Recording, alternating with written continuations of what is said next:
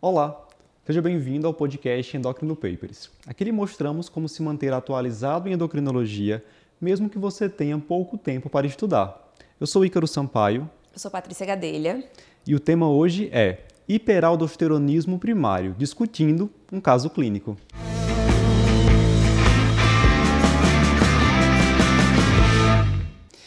Então, pessoal, estou aqui com a doutora Patrícia hoje. A gente vai comentar, de uma forma bem prática, a abordagem de um caso de um paciente com a suspeita de hiperaldosteronismo primário.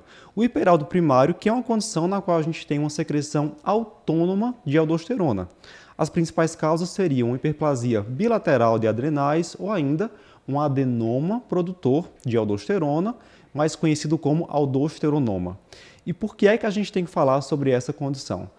De cara, o destaque é a principal causa endócrina de hipertensão secundária e mais, é uma causa potencialmente reversível de hipertensão. Então, há um motivo forte para você reconhecer e tratar essa condição. Patrícia, quando acabar esse podcast, fala aí 3 coisas que o pessoal terá aprendido.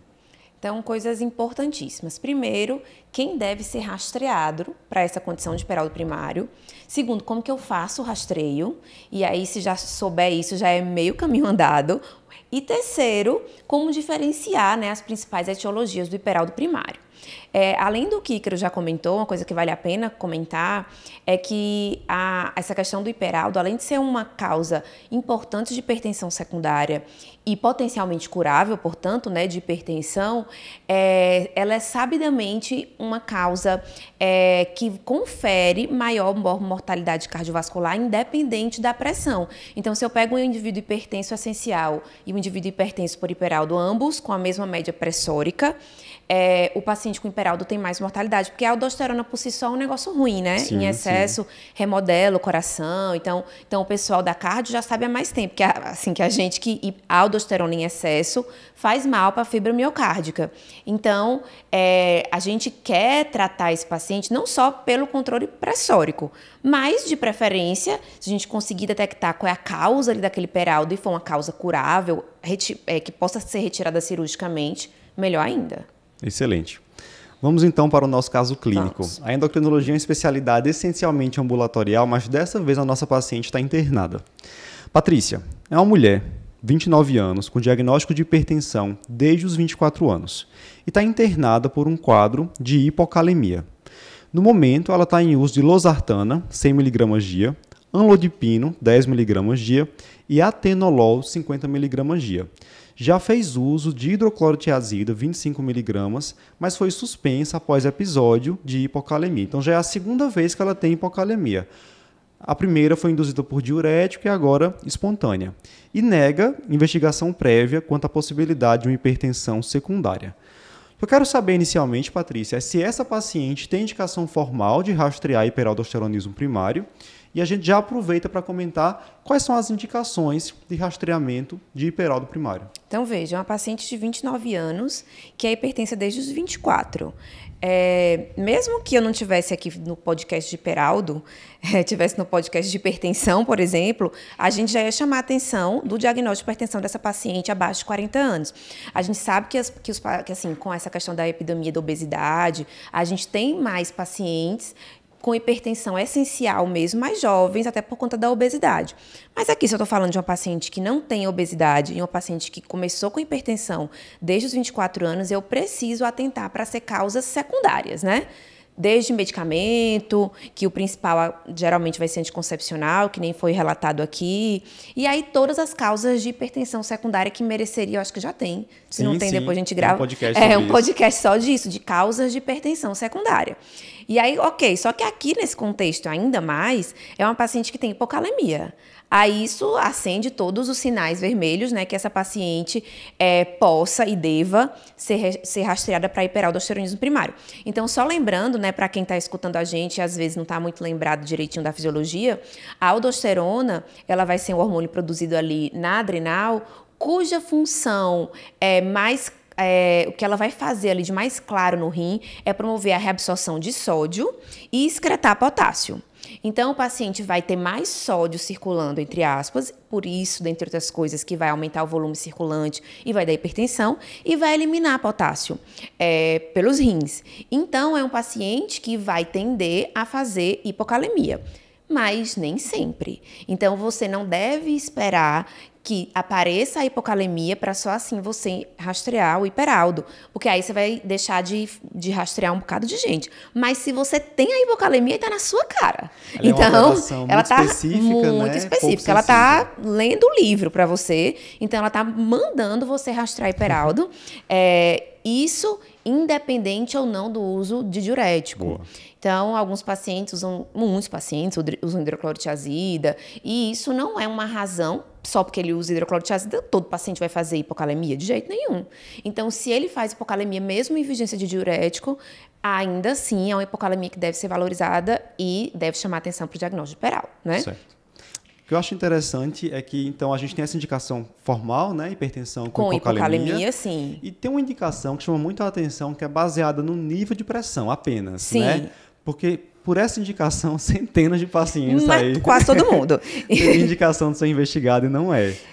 Que é uma pressão sustentada acima de 150 por 100. Por 100. Então, isso, independente de quantos antihipertensivos o paciente use... e se você for ver, quando a gente vai ver assim, os rastreios populacionais, nesses pacientes que têm hipertensão mais resistente, até 10% dos casos podem ser hiperaldo. Então, realmente, isso torna o diagnóstico mais sensível. Sim. Então, a rigor, se a pessoa está lá no ambulatório, por exemplo, tem alguns serviços de cardiologia que tem ambulatório de hipertensão resistente, né? Ou hipertensão de difícil controle. Todo mundo lá tem que ser rastreado para hiperaldo, certo? Boa. Então, existe um guideline, né? Que o último nem é tão novo assim, mas é o que a gente segue ainda, da Endocrine Society, que dá algumas situações clínicas em que merece o rastreamento de hiperaldo. Uma delas é essa, né? Uma hipertensão mantida acima de 150 por 100. Perfeito. E aí, falando em hipertensão resistente, se o paciente de fato tem critérios para hipertensão resistente, né, pressão maior que 140 por 90, já em uso de 3 drogas, sendo uma delas um diurético, ou seja, paciente com terapia otimizada, pressão fora do alvo, também tem indicação de rastrear hiperaldo primário. Sim. Ou ainda, se ele está com 4 drogas, conseguindo manter a pressão controlada. O paciente está precisando de muita medicação para poder controlar. Também tem indicação de rastrear hiperaldo, né? Além dessas indicações, então, todo paciente que tenha hipertensão na vigência de um incidentaloma adrenal, a gente já falou isso no podcast incidentaloma, é uma situação menos corriqueira, né? Todo paciente que tenha hipertensão e que tenha uma história familiar de um evento cerebrovascular muito precoce. Então, é um paciente hipertenso, mas que teve na família alguém que teve um AVC antes dos 40 anos de idade. Então, é uma coisa a ser perguntada, porque pode ser que esse paciente faça parte do raro grupo ali de causas de hiperaldo de origem familiar, umas origens genéticas mais raras. Outra coisa muito comum, que é a indicação, paciente que tem hipertensão e tem apneia do sono. Sim, também deve rastrear. E o mais óbvio, se tem hipertensão e tem uma história familiar de hiperaldosteronismo primário, né? E aí eu acho que a gente cobriu todas as indicações de hiperaldo, de quem merece rastreio de hiperaldo, né? Perfeito. Então, e aí outra coisa que também vale a pena lembrar é que, assim, o que às vezes a gente vê muito esse conceito, assim, quando tem um paciente com hipertensão muito descontrolada, eu tenho a impressão que as pessoas não especialistas até lembram primeiro do diagnóstico de feocromostoma, até do que hiperaldo, né? Uma coisa muito florida, né? Quando você vê aquele paciente, puxa, um paciente super hipertenso, a pressão que não controla, geralmente as pessoas pensam primeiro em feocromostoma. Mas ele é bem mais raro do que o hiperaldo. Segundo, os pacientes até podem ter hipertensão, assim, descontrolada, mas geralmente a hipertensão do feocromostoma, assim, a hipertensão crônica, não é tão difícil de ser controlada e via de regra, a hipertensão do hiperaldo, ela é uma hipertensão mais tônica, mais mantida e mais alta, mais difícil de controlar mesmo com múltiplas drogas. Então, sempre que vi esse quadro de hipertensão resistente, vale a pena colocar ali o hiperaldo como primeira doença endocrinológica a ser descartada. Perfeito.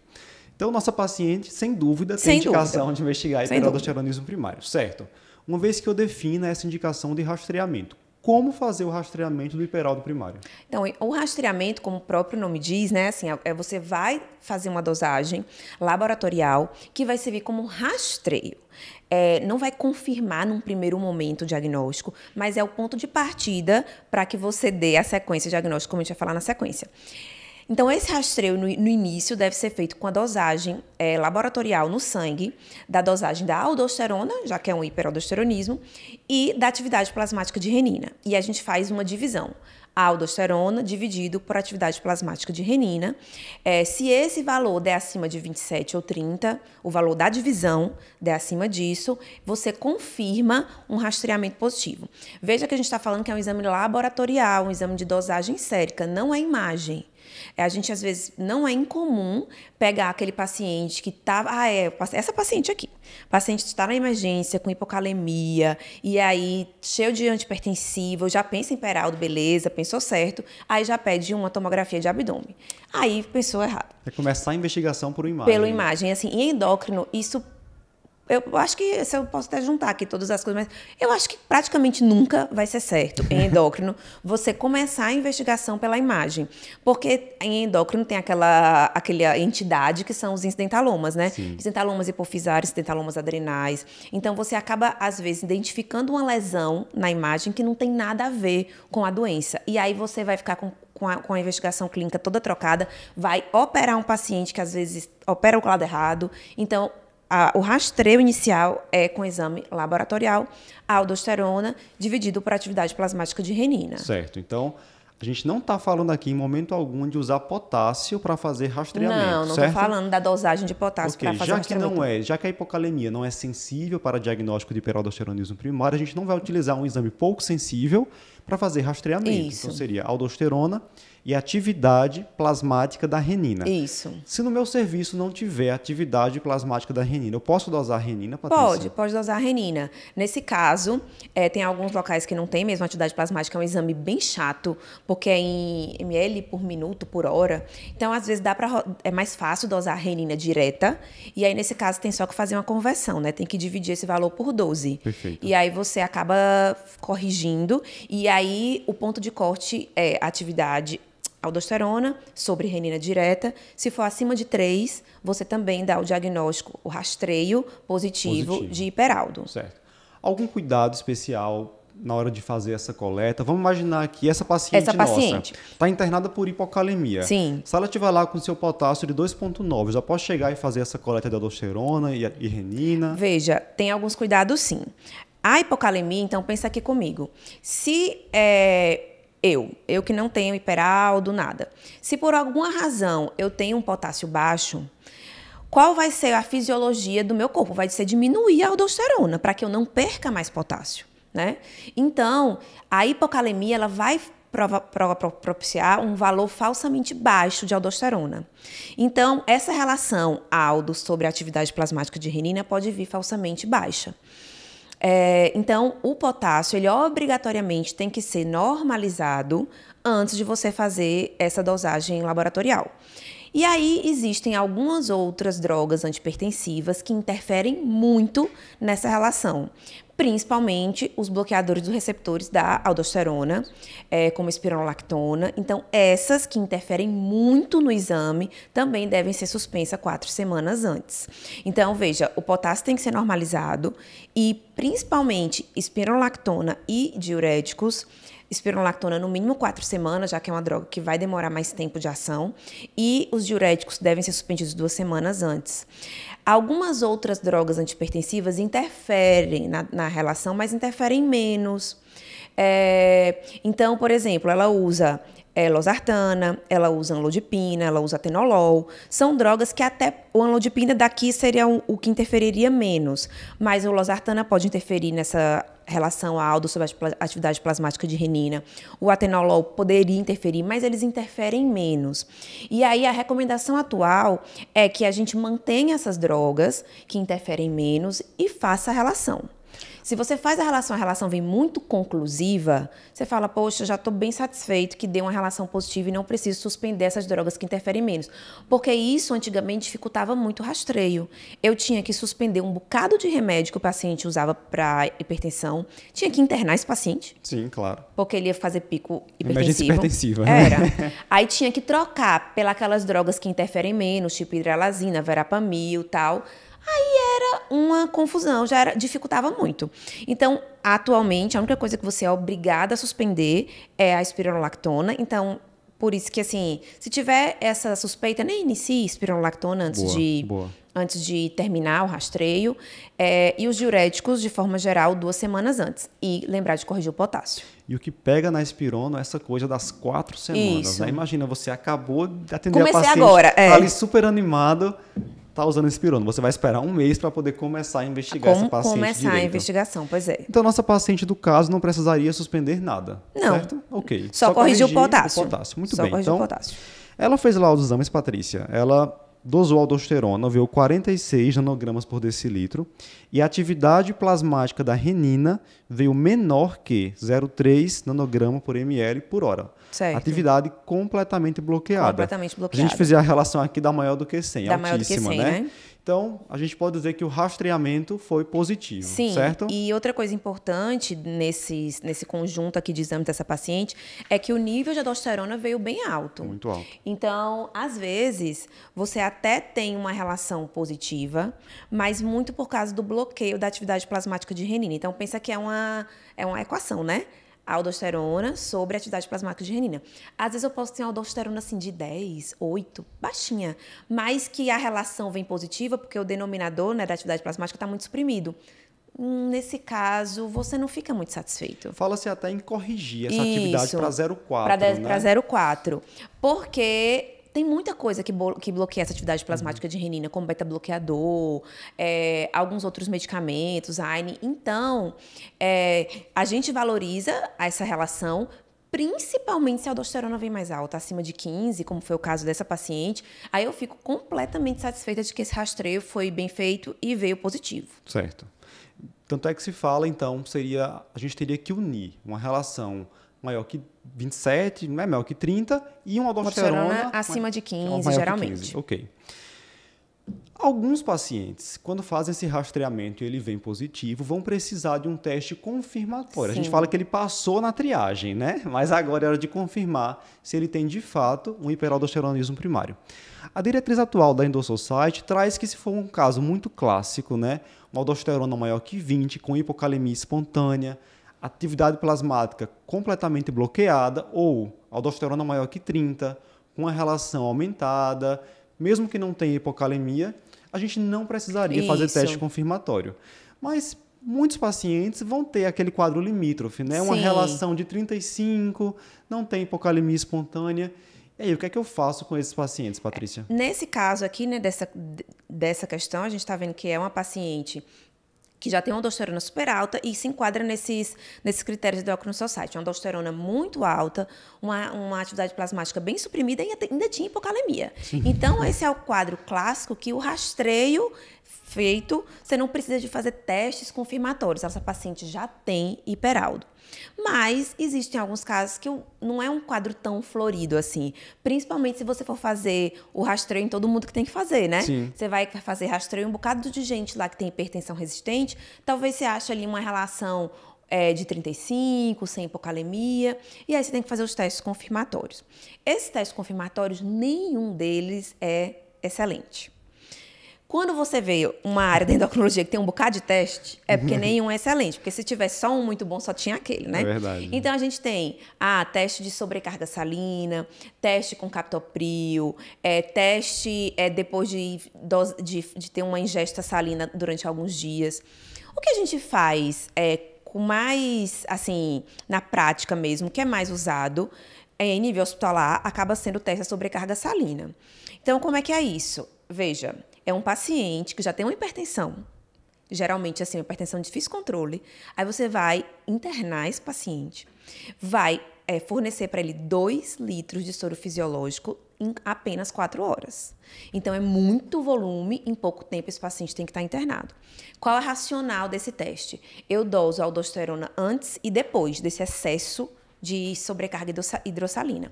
Se for um paciente que não tem hiperaldo, então, no meu caso, eu recebo um bocado de soro desse. A minha aldosterona bloqueia, fala, poxa, já tem muito soro, muito sal, muita água, não preciso mais produzir aldosterona.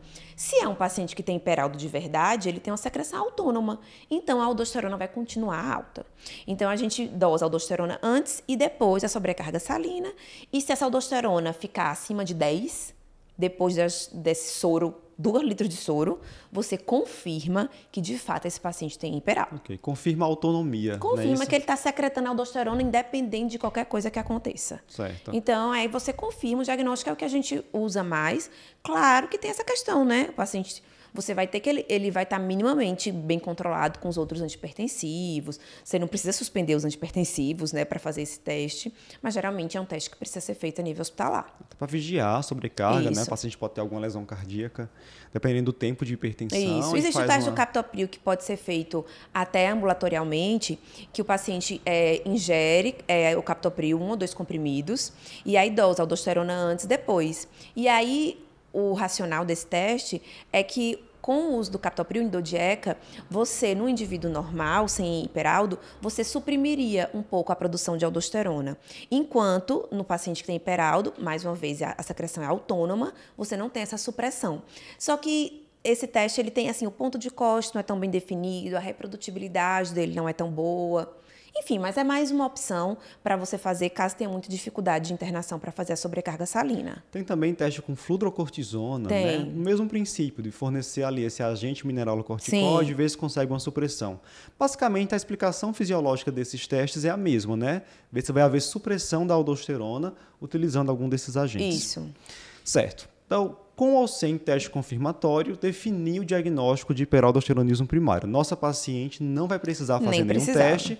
Agora chegou a hora de saber o que é que está causando esse hiperaldo. Como eu falei no início desse podcast, as principais causas, Patrícia, seriam a hiperplasia adrenal bilateral e um adenoma produtor de aldosterona. Isso. Como é que eu chego agora nessa definição? O que é que está causando hiperaldo nessa paciente? Então, hiperplasia adrenal bilateral, como o nome está dizendo, as duas adrenais, a gente tem várias hipóteses de que por isso acontece, até coisa genética, mas enfim, as duas adrenais elas ficam hiperplasiadas, às vezes não a olho nu, né, não na tomografia, mas elas estão hiperplasiadas e secretam um pouco mais de aldosterona. Já no adenoma, é um tumorzinho benigno, na grande maioria das vezes, que chamava síndrome de Cohn, que é um tumorzinho benigno que produz aldosterona. E aí, quando você tem essas duas etiologias bem definidas, é importante que você queira buscar essa etiologia se você vai optar por um tratamento cirúrgico para o seu paciente. Então, veja, o hiperaldo, ele, como a gente tinha comentado lá no comecinho, é uma causa potencialmente curável de hipertensão. Se, por exemplo, é um paciente que tem um adenoma, você vai lá, faz a cirurgia, tira o adenoma daquela adrenal, o paciente pode ficar curado da hipertensão. Sim. Se é um paciente que você sabe que ele é um paciente muito idoso, cheio de comorbidades, IC, FA, não vai ter condição cirúrgica, mesmo que você identifique a causa, muitas vezes você não vai partir para essa definição de etiologia. Será que é hiperplasia? Será que é adenoma? Se esse paciente não for operar, muitas vezes você não precisa nem saber qual obrigatoriamente é aquela etiologia, porque o tratamento vai ser o mesmo, esse tratamento medicamentoso. Então, a gente parte para a definição etiológica quando eu busco achar uma causa unilateral em que eu opere aquela adrenal e eu tente curar aquela hipertensão. Certo?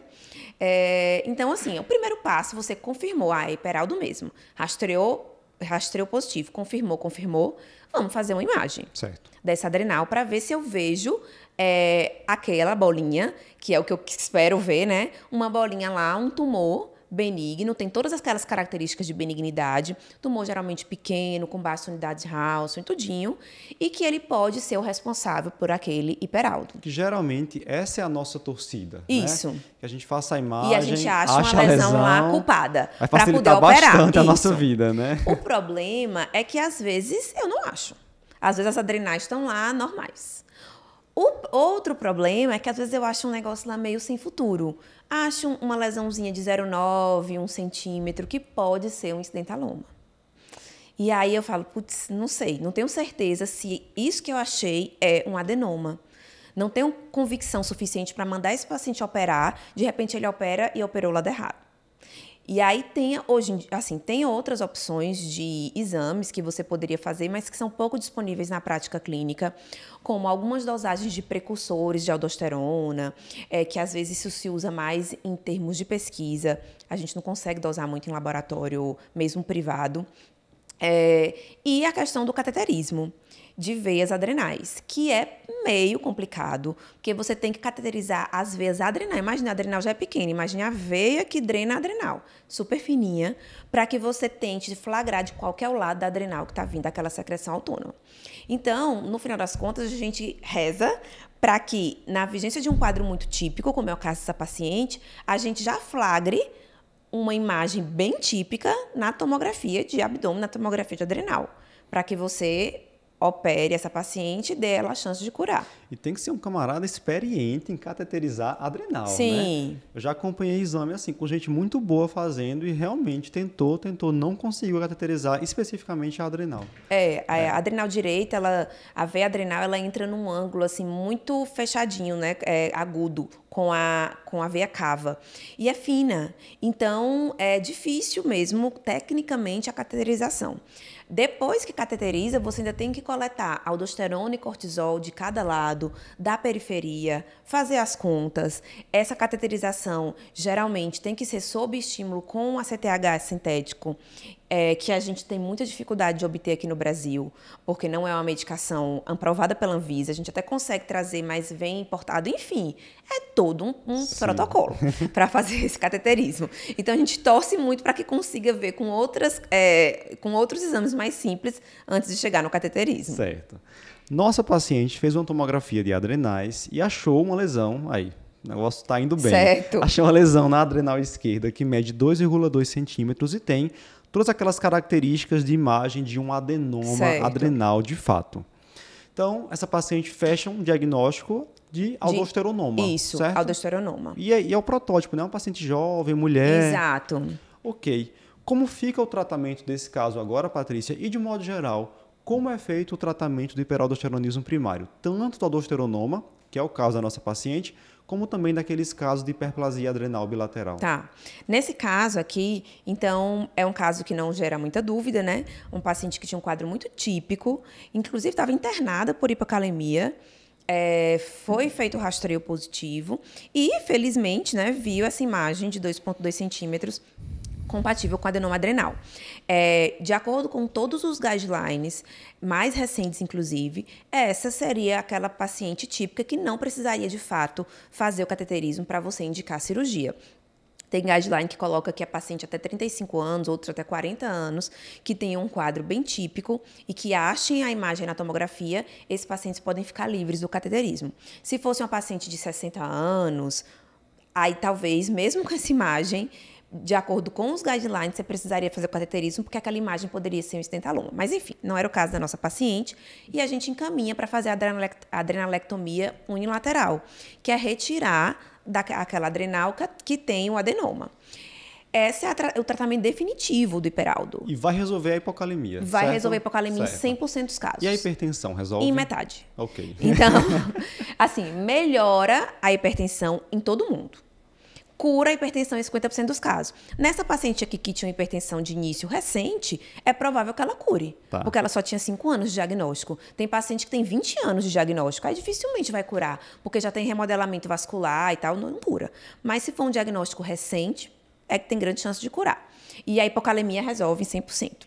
Quando você não tem essa possibilidade cirúrgica, porque não era uma lesão unilateral, aí você vai fazer o bloqueador do receptor da aldosterona, que aqui no Brasil o que a gente tem é a espironolactona.